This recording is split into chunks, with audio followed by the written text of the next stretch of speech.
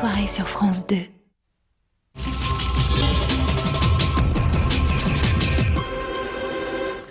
À Neuilly-sur-Marne, une marche à l'initiative de la famille de Scheherazade, cette jeune fille brûlée vive il y a 15 jours pour avoir repoussé un prétendant. Une marche pour la liberté et le respect de toutes les femmes, une marche pour réclamer que justice soit faite alors que l'homme est toujours en fuite. Une 5e victime morte de froid depuis le milieu de la semaine, des sans-abri qui refusent de gagner les centres d'accueil. Le plan grand froid au niveau 2 a été instauré dans 42 départements. En Tchétchénie, apparence de démocratie avec l'élection du premier parlement local depuis 8 ans. Les ONG dénoncent une parodie. Le parti pro-Kremlin est largement favori. L'homme fort de Grozny est appuyé par une milice d'hommes qui ont fait allégeance à la Russie. Nouvelle avancée dans la conquête de l'espace, une sonde japonaise a réussi à aspirer de la poussière d'astéroïdes, des échantillons qui seront rapatriés sur Terre pour y être examinés. C'est une première qui pourrait nous renseigner sur les origines de notre système solaire. Et puis du cinéma, avec la sortie du très beau film de François Ozon, Le temps qui reste, où l'histoire d'une mort annoncée, celle d'un jeune photographe qui raconte ses dernières semaines. Aux côtés de Melville Poupeau, on retrouve Jeanne Moreau. Madame, Monsieur, bonsoir. Pour que jamais plus ne se produise un tel acte barbare, insupportable illustration de ces violences faites aux femmes que nous avons évoquées toute cette semaine, cette marche de l'indignation à l'initiative de la famille de Scheherazade, cette jeune fille brûlée vive il y a 15 jours parce qu'elle repoussait les avances d'un de ses anciens collègues. L'homme est toujours en fuite. Ce matin à Neuilly-sur-Marne, ils étaient nombreux à défiler derrière le portrait de celle qui a été placée dans un coma artificiel, brûlée à 60 degrés. Karine Komadzi, Christian Leroux. Des gestes simples, mais éloquents. Le père de Scheherazade remercie comme il souffre, en silence. Alors c'est son épouse qui prend la parole. Je demande justice pour ma fille, mais aussi pour toutes les filles victimes de violences. Je veux qu'on respecte les filles qui veulent vivre normalement, travailler, être libres. Sa liberté, Scheherazade la paye cher. L'adolescente de 18 ans a été brûlée vive ici, en pleine rue et en plein jour, par un prétendant dont elle repoussait les avances. L'agresseur, un jeune Pakistanais, est toujours en fuite. Son geste a horrifié les habitants de la commune et ce matin, ils sont tous venus dire leur colère. Non, franchement, je vois pas à quoi ça sert d'apporter ces traditions, surtout si c'est des traditions barbares comme celle-là. Il faut toujours respecter une femme, même si elle veut pas vous marier avec vous, même si elle vous aime pas, il faut toujours la respecter. C'est pas une question de respect, c'est une question faut pas faire ce genre de truc. Voilà, tout Ça, faut pas faire ce genre de truc. La condamnation est unanime, jusqu'aux parents qui veulent croire à un drame isolé. Mais l'association Ni pute ni soumise est plus pessimiste. Les relations garçon-fille se dégradent depuis un petit moment, donc voilà, il faut commencer et continuer cette prévention. La femme doit avoir le droit de dire non ou oui. Voilà. Sur le parvis de la mairie, on parle de demain, plus jamais ça. À l'hôpital, à quelques pas de là, Scheherazade, elle, est toujours dans le coma. Un hiver précoce avec ces fortes chutes de neige ce week-end. L'épisode est terminé, mais les températures ne remontent que très légèrement et ce sera comme ça jusqu'à mercredi. 42 départements sont toujours placés au niveau 2 du plan grand froid, destiné à venir en aide aux sans-abri avec davantage de places d'hébergement et des patrouilles régulières pour les inciter à se mettre au chaud. Reportage dans le Rhône. Cette nuit, Virginie Fichet, Olivier Jacquelin. Céline et Assad sont des maraudeurs bien intentionnés. Avec le service de veille sociale mobile, ils tentent de repérer et d'aider ceux qui n'ont que le pavé pour dormir. On repassera avec les couvertures, on va vous emmener à boire d'abord. On va déjà vous donner une soupe et un café. Café, 3 soupes. Avec 3 sucres. La principale difficulté, convaincre ceux que le froid menace de rejoindre les foyers d'hébergement. C'est la deuxième soupe qui arrive, ça ? Est-ce que vous voulez dormir là ou est-ce que vous voulez dormir en hébergement ? Non. Non ? Jamais. Jamais ? Jamais vivre seul. À partir du moment où c'est des adultes, en fait, on ne peut pas les obliger à rejoindre un hébergement contre leur gré, mais on essaie de leur venir en aide comme on peut en leur donnant des couvertures, en les assistant, en les orientant. La nuit avance, le froid aussi, la tournée se poursuit. Un squat leur a été signalé. Bonsoir. Il y a là 2 jeunes couples d'origine polonaise, l'une des femmes est enceinte, un enfant de 2 ans dort dans la pièce voisine. La température dans l'appartement est encore douce, l'urgence est repoussée à plus tard.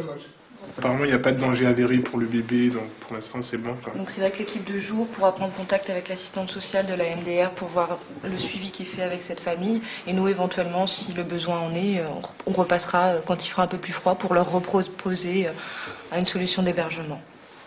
Après plusieurs minutes de discussion, Roger, lui, a accepté de suivre l'équipe du 115. Cette nuit, il bénéficiera d'une des 1218 places ouvertes dans le Rhône dans le cadre du plan froid. Je suis content parce que j'ai eu un accueil chaleureux. Parce que c'est rare de trouver des accueils aussi chaleureux dans des foyers. Voisins de sommeil de Roger, des familles entières, dont une mère et ses 7 enfants logés in extremis. La nuit dernière à Lyon, il faisait moins 4 degrés.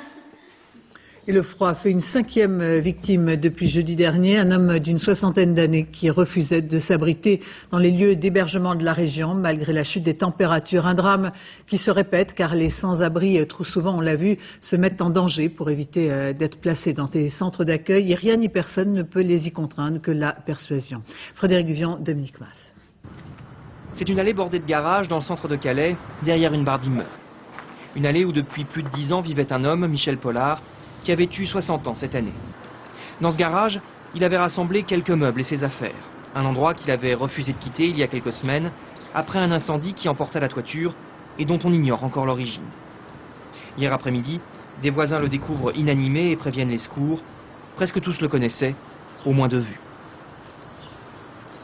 Moi je l'ai vu ici plusieurs fois avec ces deux plastiques ou des faits personnels, quoi. Je sais que le garage est resté en permanence ouvert uniquement pour que cette personne-là vienne se réfugier et dormir là la nuit. C'est lui qui voulait pas aller dans un foyer, je pense, parce que j'ai déjà eu une discussion quand même avec lui. Et puis, bon, c'est la liberté. Hein, ça faisait longtemps que vous dites qu'il était là? C'est un monsieur très gentil, oui, depuis 10 ans il vivait là. Lorsque les pompiers arrivent sur place hier, Michel Pollard vit encore, mais il sera impossible de le réanimer. On ne lui connaissait aucune famille et il refusait depuis toujours le secours des associations d'entraide. Des associations qui, après ce drame, rappellent que chaque nuit, entre les réfugiés et les sans domicile fixe, plusieurs centaines de personnes dorment dehors à Calais. Calais où l'on prévoit cette nuit entre 0 et 3 degrés.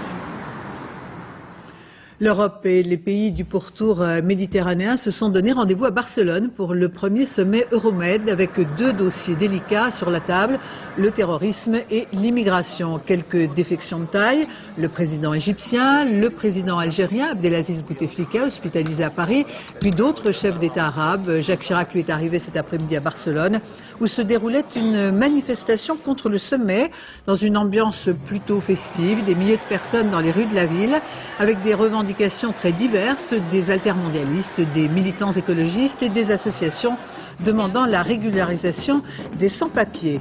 L'Espagne qui est une des portes d'entrée des clandestins vers l'Europe, l'Espagne qui attend des décisions concrètes pour un meilleur contrôle de l'immigration. Chaque jour, des hommes, des femmes, des enfants à bord d'embarcations de fortune partant du Maroc tentent leur chance au péril de leur vie avec un seul objectif, débarquer sur les côtes espagnoles. Reportage à Tarifa, Dorothée Oliéric et Alain Dubar. Dans la brume automnale, on toucherait presque du doigt l'Afrique. Là-bas, c'est le Djebel Moussa, sur la rive marocaine du détroit de Gibraltar. 14 km à peine sépare ici le Maroc de l'Espagne. En ferry, 35 minutes. Pour les clandestins, 5 à 10 heures dans les pateras, ces barques à moteur utilisées par les passeurs. La Guardia Civile espagnole patrouille jour et nuit le long de la côte. Elle est la sentinelle de la porte sud de l'Europe. Cette nuit, on a juste eu affaire à des trafiquants de drogue. On n'a pas intercepté de pateras avec des clandestins. Depuis 2002, un système de radar et de caméras thermiques unique en Europe permet de repérer et donc d'intercepter les candidats à l'immigration illégale. Les Marocains et les Nigérians sont rapatriés sous 24 heures en vertu d'un accord avec l'Espagne. Pour les subsahariens, l'expulsion est plus longue, plus compliquée. Ils arrivent donc parfois à passer à travers les mailles du filet. Le prix de la traversée clandestine, près de 2000 €. Les tarifs ont grimpé, nous explique ce volontaire de la Croix-Rouge, car les passeurs emmènent désormais leurs clients bien plus loin sur la côte pour échapper au radar. C'est dangereux, mais qu'importe, le clandestin est prêt à tout. Les passeurs balancent les clandestins par-dessus bord, à 10 mètres de la côte. L'endroit est profond et beaucoup de clandestins se noient. On l'appelle le Padre Pateras, justement parce qu'il recueille les sans-papiers au bout de leur route clandestine. La petite Rosillo est née ici. J'ai hébergé 200, 300 femmes, peut-être plus. Beaucoup arrivent enceintes ou avec de tout petits enfants. Gloria a quitté le Nigeria à 19 ans. Elle a mis 5 ans pour rejoindre l'Espagne. Des années de galère de l'Algérie au Maroc pour gagner de quoi payer les mafieux. Elle a fait la traversée enceinte de 7 mois. Une première fois en direction des îles Canaries. Un échec. J'ai été arrêtée, battue, menottée et abandonnée dans le désert, sans eau, sans rien. Si tu as de la chance, tu survis, si tu n'en as pas, tu meurs. Grâce à ses enfants, Gloria ne sera pas expulsée. Ses papiers, elle les aura un jour, bientôt. Alors elle partira un peu plus vers le nord, son Eldorado. Dans le détroit de Gibraltar, j'y arrive. Des clandestins, on l'a dit, prennent tous les risques pour gagner le sud de l'Espagne. 22 clandestins ont disparu. Les secours continuaient de patrouiller aujourd'hui au large d'Almeria. L'embarcation était à la dérive. 40 personnes ont été retrouvées à bord. Politique française, après le Parti socialiste qui a choisi hier sa nouvelle direction, voyons comment le parti de la majorité s'est mis en ordre de marche pour la bataille de 2007.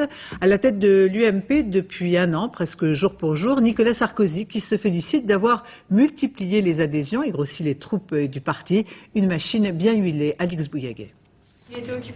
Le bureau de Nicolas Sarkozy, pour un militant UMP, c'est le saint des saints.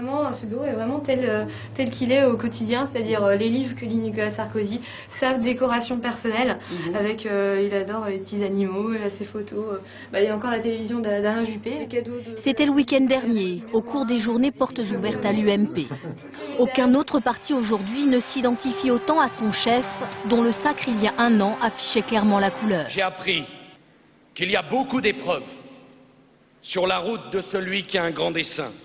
Pour poursuivre ce grand dessein, Nicolas Sarkozy multiplie les événements, conventions thématiques, réunions d'élus, déplacements en région et toujours cette même obsession. Moi aussi je suis assistant chef, voilà. Puis la prochaine étape vous êtes chef quoi. Hein, moi aussi. Bonjour à tous. Au sein même de la droite, certains estiment que l'UMP n'est plus un parti de rassemblement. L'UMP a changé, c'est devenu une machine de guerre au service d'un homme, et cet homme, Nicolas Sarkozy, a imprimé sa marque sur la ligne politique. Communautarisme, ultralibéralisme. Autour du président de l'UMP, une équipe resserrée, jeune, et une nouvelle façon de communiquer, mail, SMS, du marketing parfois agressif. Ça vous intéresse? C'est un petit livre de plage. L'UMP courtise même les militants jusque sur les plages, car Nicolas Sarkozy sait qu'il va avoir besoin d'eux. Vous aurez le droit de donner votre opinion sur le choix des candidats. C'est son appareil et il l'a conçu de telle sorte qu'il soit entièrement à son service, puisque le but c'est qu'il soit désigné comme candidat à la présidence de la République, le reste il s'en fiche. Depuis un an, l'UMP est en marche avec pour seul objectif rôder le programme et la campagne d'un candidat à la présidentielle. François Hollande, réélu ce week-end à la tête du PS, c'était l'invité de Jean-Pierre Elkabbach tout à l'heure sur Europe 1 et TV5. Le premier secrétaire du Parti socialiste demande la levée de l'état d'urgence. Par ailleurs, il s'est montré extrêmement virulent à l'égard de Jacques Chirac. On l'écoute. Je ne sais pas s'il faut commenter les faits et gestes de Jacques Chirac. Ça n'a plus aucune importance. Pourquoi? Je vous le dis tout franchement. Ça veut dire? Parce que Jacques Chirac aura installé ce que j'appelle une présidence passive. C'est-à-dire une présidence verbale, une présidence où on se comporte comme un candidat et on n'agit jamais comme un chef de l'État. Je pense qu'il faut solder la période Chirac. Et moi je dis... Je dis il s'agira en 2007 de rompre, je dis bien de rompre avec le chiracisme. Pas avec Jacques Chirac en tant que personne, je ne crois pas à sa candidature en 2007, avec le chiracisme. C'est-à-dire une conception de la République qui consiste à utiliser l'État et à ne jamais en être responsable. Quant à François Bayrou, il reproche à Jacques Chirac de s'être effacé lui-même pendant la crise des banlieues. Fin de citation. Soutenu par la majorité et le Parti socialiste, cet amendement voté au Sénat, il supprime la défiscalisation dont bénéficient les plans d'épargne logement qui ont une durée supérieure à 12 ans. Ces PEL ont été au départ créés pour soutenir l'achat d'un logement. Certains l'ont transformé en niche fiscale au bout de tant d'années. David Boéry, Catherine Juste. Taxer les plans d'épargne logement. À partir du 1er janvier prochain, tous les titulaires d'un plan depuis plus de 12 ans seront soumis à l'impôt sur les revenus. Car aujourd'hui, les PEL sont de moins en moins utilisés pour des projets immobiliers. Ils servent surtout à gagner de l'argent. Exemple, avec un PEL souscrit en 93, il est possible d'épargner jusqu'à 61 200 €, une cagnotte qui rapporte 6% d'intérêt par an. Or, au moment de l'achat, ce même PEL donne droit à un emprunt immobilier avec un taux d'intérêt de 6%. C'est nettement plus que les taux pratiqués par les banques. Les épargnants n'ont donc pas intérêt à s'en servir pour acheter un logement. Pour cette association, l'impôt n'est pas la bonne solution. Il faudrait surtout réformer les taux d'emprunt des PEL. Baisser les taux d'intérêt auxquels donnent accès les plans d'épargne logement. En d'autres termes, alors que j'ai dans le commerce des 4% pour le crédit immobilier, eh bien que les PEL vous donnent accès à des prêts à 2,50. Le différentiel justifiera effectivement que l'on mette son argent sur les PEL, non point pour de l'épargne, mais pour demain ou après-demain acheter de l'immobilier. C'est le but. Aujourd'hui, plus de 15 millions de Français ont un PEL. Cela représente une épargne de 223 milliards d'euros. Selon les calculs de Bercy, plusieurs centaines de milliers de plans seront désormais soumis à l'impôt. Une réforme qui devrait faire rentrer près de 200 millions d'euros dans les caisses de l'État. À Montélimar, la nuit dernière, une voiture volée, poursuivie par la police, a fini sa route dans un canal du Rhône. 3 jeunes étaient à bord. Le passager âgé de 17 ans n'a pas survécu. Les 2 autres ont réussi à sortir de la voiture, aidés par les policiers. Yasmina Farber, Nicolas Luizet. Pour échapper à la police qui avait repéré la voiture volée, le conducteur de 16 ans et ses 2 passagers s'engagent sur ce chemin interdit à la circulation. Il est plus de 22 heures, il fait nuit noire, il n'y a aucun éclairage. Le conducteur perd le contrôle du véhicule qui finit sa course dans un canal du Rhône. Les policiers qui les suivaient plongent pour les secourir. 2 jeunes gens sont sauvés, le 3e se noie. C'est un chemin où il fait totalement noir, il n'y a pas d'éclairage public, il n'y a pas de lumière. Ce policier a dû renoncer, les berges étaient glissantes, le sol, le fond était très vaseux. Ce policier n'y est pas arrivé et voilà, il a été extrêmement choqué de n'avoir pas pu sauver ce jeune garçon qui est mort noyé dans cette voiture. Selon les policiers, c'est un terrible accident qui n'est pas lié à la course-poursuite. On ne peut pas parler de chasse ni de poursuite puisqu'en fait ils se sont mis effectivement derrière, mais simplement au gyro et non pas au 2 tons. Ils les ont pas suivis longtemps puisqu'en fait ils ont bifurqué directement de la route nationale sur ce chemin de terre. Et c'est le jeune conducteur, 16 ans sans permis, qui, se voyant poursuivi, a perdu le contrôle du véhicule. Les 2 rescapés de 19 et 16 ans sont en garde à vue. Ils auraient reconnu le vol de la voiture mais n'étaient connus des services de police que pour des faits mineurs. Tous étaient originaires du Teil, une commune de 8000 habitants à l'ouest de Montélimar. Dans ce climat sensible, la fin des émeutes de banlieue, la police a envoyé des renforts dans le quartier pour éviter tout dérapage. L'actualité internationale en Tchétchénie, une apparence de démocratie avec ce retour vers les urnes. Pour la première fois depuis 8 ans, les Tchétchènes vont élire leur parlement local. Reste que ce scrutin de normalisation, comme le veut Moscou, ne convainc pas les ONG qui parlent de parodie. Le parti pro-Kremlin est largement favori. Il est soutenu par le fils de l'ancien président, l'homme fort de Grozny, avec à sa main une milice d'hommes qui ont fait allégeance à la Russie. Reportage en Tchétchénie, Anne Ponsinet et Volodya Poliansky. Ramzan Kadyrov, vice-premier ministre tchétchène, en fait l'homme fort de Tchétchénie. Un chef de milice avec 5000 hommes sous ses ordres. Regardez, notre uniforme est américain, nos armes sont russes, notre religion c'est l'islam et notre esprit tchétchène. Comme ça, on est invincible. Le père de Kadyrov, ancien président de Tchétchénie, a été tué dans un attentat. C'était le 9 mai 2004. Ramzan n'avait pas alors les 30 ans requis pour se porter candidat à la succession de son père. Un autre président a été élu, mais pour beaucoup de choses en Tchétchénie, c'est Ramzan qui décide. Il est fidèle au Kremlin, mais cultive son identité tchétchène et musulmane. Ses troupes font la guerre aux rebelles séparatistes. Elles sont aussi accusées d'exaction par les organisations humanitaires. Car bien que Moscou parle de normalisation, disparitions et bavures restent légion en Tchétchénie. Cette maison vient d'être bombardée par erreur dans le cadre d'une opération antiterroriste. Ça ne donne pas envie de voter. Pour qui et pourquoi voter ? Les députés peuvent promettre tout ce qu'ils veulent, mais aujourd'hui, je suis dans une telle situation que je n'ai pas la tête à voter. 8 formations politiques ont participé à ces élections et mené campagne sur les routes défoncées de Grozny dans un décor de pays en guerre. Mais ce semblant de vie politique cache mal que le pouvoir, aujourd'hui en Tchétchénie, reste d'abord une question d'armes. Au moment où l'on commémore le 60e anniversaire du procès de Nuremberg, sort en librairie un document, le journal de Goebbels, l'ancien haut dignitaire nazi qui s'est suicidé avec toute sa famille, a consigné au jour le jour l'histoire du Troisième Reich à travers sa propre vie, un témoignage unique sur le système hitlérien. Daniel Wolfram, Frédéric Pasquet.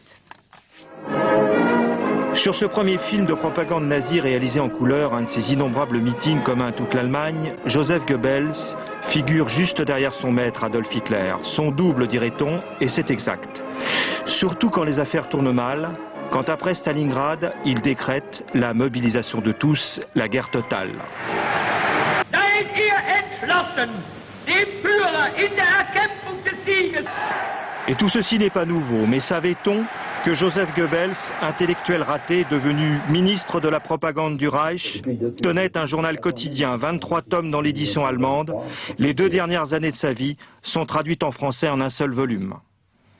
L'intérêt principal de ce journal, entre beaucoup d'autres, c'est le fonctionnement du système nazi, ou plutôt les heurts, les dysfonctionnements à l'intérieur du système nazi, y compris pendant les derniers mois de la guerre.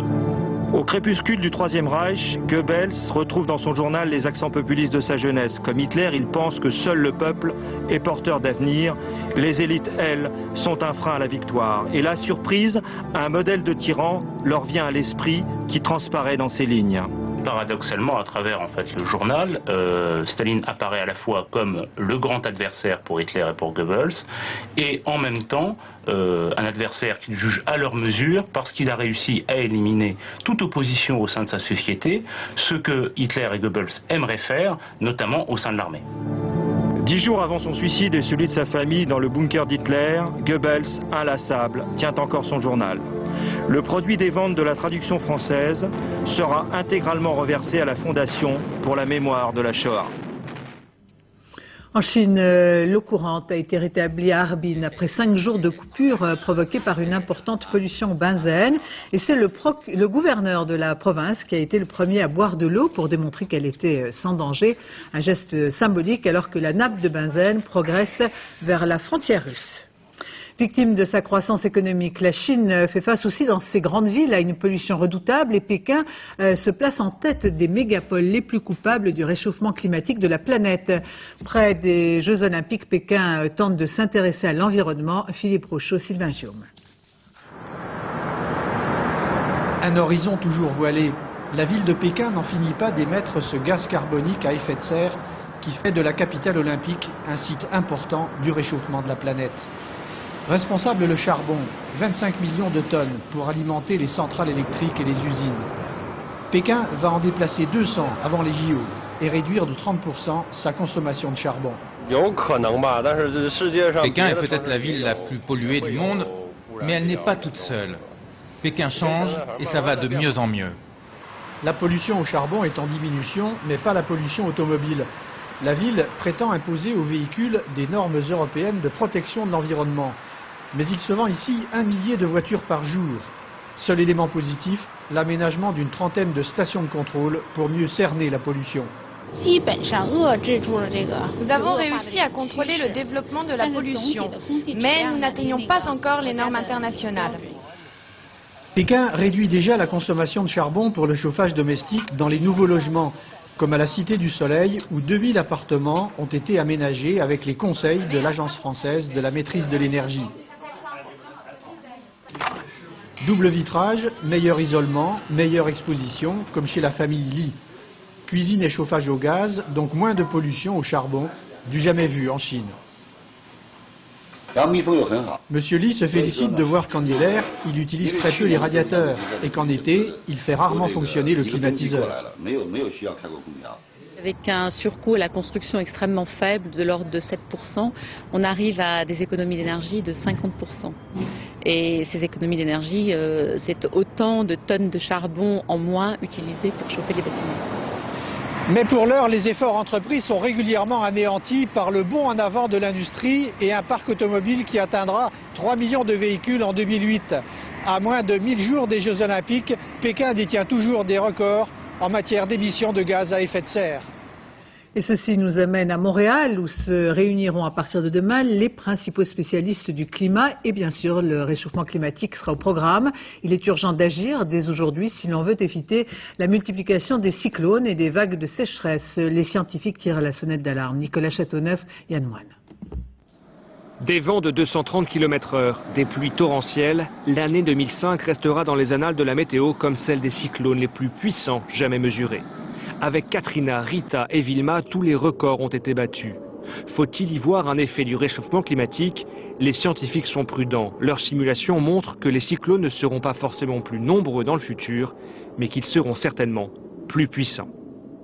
On est dans le contexte d'un réchauffement climatique, donc on est avec un excédent de l'ordre de 1 degré de plus au niveau des températures océaniques, ce qui effectivement donne un surplus d'énergie pour ces phénomènes cycloniques. En matière de climat, 2005 alignera d'autres records. Le mois de septembre a ainsi été le plus chaud jamais enregistré sur la planète depuis que la météo existe. Le précédent record datait de 2003, l'été de la canicule en France, un été qui pourrait devenir la règle, selon les simulations de ce que deviendra le climat français à la fin du siècle. Si on fait cette simulation avec les scénarios, on va dire, les plus pessimistes en matière d'augmentation des gaz à effet de serre, on arrive dans des situations où on calcule aujourd'hui que l'été 2003 sera à peu près ce qu'on aurait un été sur deux à partir de 2070. Aujourd'hui, l'immense majorité des scientifiques s'accordent à dire que notre planète subit déjà les premiers effets d'un réchauffement climatique irréversible et sans précédent. Les gaz à effet de serre rejetés par l'humanité en sont les principaux responsables.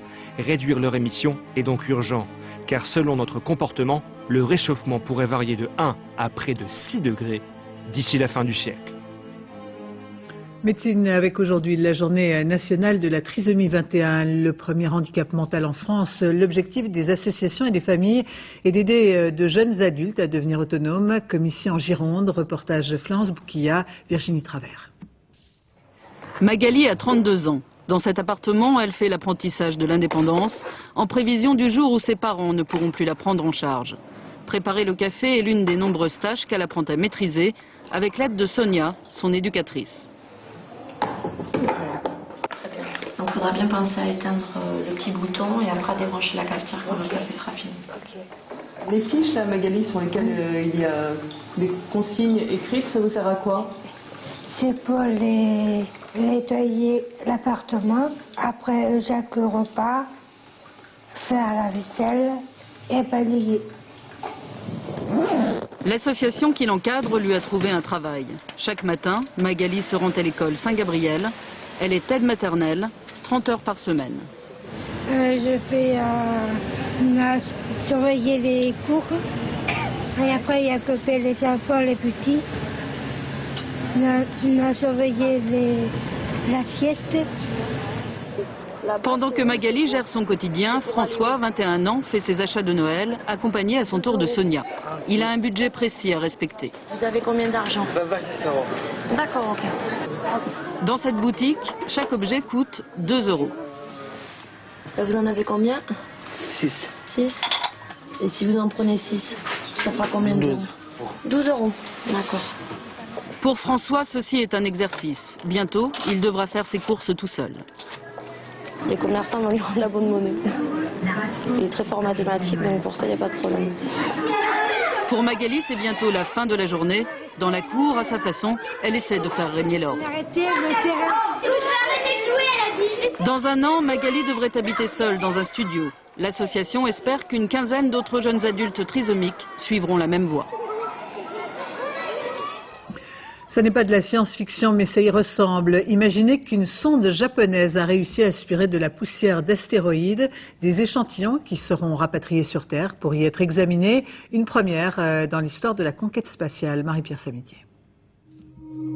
Il a fallu 2 ans et demi pour atteindre l'astéroïde Itokawa, situé à 300 millions de kilomètres de la Terre, un astéroïde de 548 mètres de long, en forme de pomme de terre. En se posant sur cet astéroïde, la sonde Hayabusa, le faucon en japonais, est entrée dans la légende de la conquête spatiale grâce à un exploit technologique. En effet, une fois posée, la sonde a projeté à plus de 1000 km/h une balle métallique de 5 grammes sur le sol pour provoquer un rejet de matière et aspirer les fameuses poussières dans un tube. Un astrophysicien français est parti 3 mois au Japon avec l'équipe qui a mis au point ce système. Il a fallu discuter de quelle allait être la vitesse du projectile et sa taille pour espérer que de la matière s'éjecte. Parce qu'évidemment, si la surface est très poreuse, le projectile peut très bien s'enfoncer dans la surface, comme dans de la pâte à modeler, et rien ne sort. Donc on a fait des hypothèses sur l'état de surface, et on a été plusieurs à faire des simulations et des expériences pour voir quelle devait être la taille, effectivement, du projectile. C'est la première fois que des fragments d'astéroïdes sont collectés dans l'espace par une sonde. Ils livreront des informations sur l'origine du système solaire et sur la structure des astéroïdes. Mais les scientifiques devront s'armer de patience et attendre juin 2007, le retour de la sonde, pour analyser les échantillons. Environnement avec ce projet de loi qui devrait instaurer la création de parcs naturels marins en Bretagne depuis 15 ans maintenant. Partisans et adversaires d'un parc maritime en mer d'Iroise s'affrontent sur la nécessité de cet espace protégé. Reportage Florence Mavic, Sylvain Gauthier. La rencontre est imprévue, presque inespérée. Ils sont tous là-bas, là. Une trentaine de dauphins chassent dans la mer d'Iroise au large de l'île de Molène. Ils partagent leur territoire de pêche avec les goélands, les cormorans, sous l'œil placide d'une colonie de phoques. Ici, c'est un jardin d'Éden. C'est un confluent de courants qui arrive sur un plateau rocheux qui est surélevé, qui a une production intense de micro-organismes et tout. C'est le plus grand champ d'algues d'Europe et qui fait que c'est d'une richesse assez extraordinaire. Un pré-carré jalousement surveillé par les habitants de Molène. C'est notre petit paradis, il n'y a pas d'autre mot. On a la liberté, le grand mot c'est la liberté. Toute notre zone de vie, c'est tout la mer autour de nous et on trouve ça formidable. Mais depuis 15 ans, l'État cherche à transformer ce morceau d'océan en parc naturel marin. Près de 300 000 hectares maritimes entre Brest au nord et Audierne au sud. Une zone qui entoure les îles d'Ouessant, de Molène et de Saint. Et depuis 15 ans, ce projet soulève un vent de tempête parmi les habitants. Ici, on est persuadé qu'une nouvelle réglementation entravera un certain art de vivre. Mettre nos 2 casiers à l'eau, mettre le petit couline, les filets, chercher quelques berniers, quelques crustacés, c'est tout. Il n'y a rien d'écrit qui dit qu'on va vous supprimer vos us et coutumes. Il n'y a personne qui nous dit le contraire non plus. Et d'une maison à l'autre, on se méfie. Impossible de savoir à l'avance ce qui sera permis ou interdit si le parc marin voit le jour. Une chose est sûre, en mer, l'État est seul maître à bord. Mais sa représentante voudrait convaincre les opposants que les pouvoirs publics sont là pour protéger et non réprimer. Il n'y a pas de raison qu'il y ait plus d'interdiction après qu'avant. La seule chose, c'est qu'il faut partir de la notion de protéger l'écosystème pour permettre les activités. Le soleil décline sur l'île. C'est le moment du dernier verre chez Erwan. Sur une île où la population est vieillissante, certains voient dans la création d'un parc une bouffée d'oxygène. On ne peut pas s'enfermer. Je veux dire, il y a des gens qui aiment venir s'enfermer pour un week-end dans leur maison secondaire, mais nous, on a besoin de travailler toute la semaine. La guerre entre les Antilles et les pro-parcs est souvent houleuse. La France a pourtant des obligations internationales. D'ici à 2012, elle doit protéger 10% de son patrimoine maritime. Aujourd'hui, 0,0001% l'est effectivement. Cinéma avec la sortie du très beau film de François Ozon, Le temps qui reste, où l'histoire d'une mort annoncée, celle d'un jeune photographe de mode qui raconte ses dernières semaines. Aux côtés de Melville Poupeau, on retrouve Jeanne Moreau. Reportage Marie Jojoin et Rémi Poissonnier. J'ai reçu tous vos résultats et je ne vous cacherai pas la vérité, ils ne sont pas très bons. Dur quand on a 30 ans d'apprendre qu'on a un cancer généralisé. Et sans traitement, j'en ai pour combien de temps? Comment passer le temps qui reste à vivre? Comment regarder sa mort en face? Un sujet grave qui touche tout le monde. Un sujet de discussion sans fin lors de la promo du film entre Jeanne Moreau et les journalistes. François Ozon n'entre pas ici dans les clichés du romantisme exacerbé ou du drame morbide. Il serait plus question de sérénité. Moi, ce qui m'intéressait, c'était non pas un personnage qui se réconcilie avec le monde, parce que c'est difficile de se réconcilier avec le monde quand on est dans une situation aussi injuste, mais plus avec lui-même. Il se réconcilie avec lui-même, avec son enfance, avec ce qu'il est, et il trouve un sens à sa vie et à sa mort pour pouvoir partir. Ça, c'est un oméga quelconque. Eh ben, tu vois, avec tout ça, je pourrais mourir en bonne santé. Dis pas de bêtises. Aussi, c'est vrai. Et pour l'aider, Romain retrouve sa merveilleuse grand-mère, la seule à qui il accepte de se confier. Tu sais, Romain. Quoi? Ce soir, j'aimerais partir avec toi. Elle lui donne la preuve ultime de l'attachement qu'elle a pour lui, c'est d'accepter qu'il parte. Parce que, malheureusement, on connaît ça dans la vie, hein, quand les gens vont partir et qu'ils sont happés par la fin de leur existence, par la maladie, on voudrait qu'ils fassent tout pour se soigner, on voudrait les garder, on voudrait les accaparer, et c'est très difficile de lâcher prise. Je sais pas ce qu'il faut faire. Je sais pas ce qui est bien. Je suis mon instinct. Il est un peu suivi par un fantôme de lui enfant qui l'apaise. Et l'image avec laquelle il meurt, c'est une image de lui assez idéale, assez pure et innocente. Bien sûr, c'est beau et c'est triste, mais il se dégage du film une grande douceur indissociable de la personnalité des acteurs. Avant de refermer ce journal, ces distinctions remportées par des journalistes de France 2, 3 prix décernés au Festival du Scoop d'Angers, prix spécial du jury à Grégoire Degnaud pour Guerre secrète au Laos, prix du reportage d'actualité à Vincent Nguyen pour Gaza à Contrecœur et prix de l'enquête à Philippe Levasseur et Philippe Jasselin pour Dubaï dans les sources de l'Eldorado. Tous ces reportages, vous avez pu les découvrir dans l'envoyé spécial de Guylaine Chenu et Françoise Joly. C'est la fin de ce journal. Je vous remercie de votre attention. Tout de suite la météo, Nathalie Riouet, puis 20h50, ce très beau film Le pianiste de Roman Polanski. 0h55, le dernier journal, Laurence Piquet. Demain, 7h30 dans les 4 vérités, Françoise Laborde recevra Némone Giscard d'Estaing. 13h, Élise Lucet. 20h, David de Pujadas. Excellente fin de soirée sur France 2.